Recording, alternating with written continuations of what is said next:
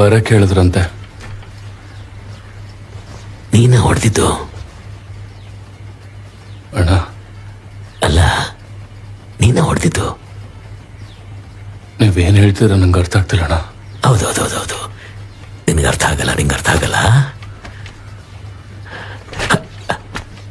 ಹೆಂಗ ಹೊಡೆದಾಗ್ದೆ?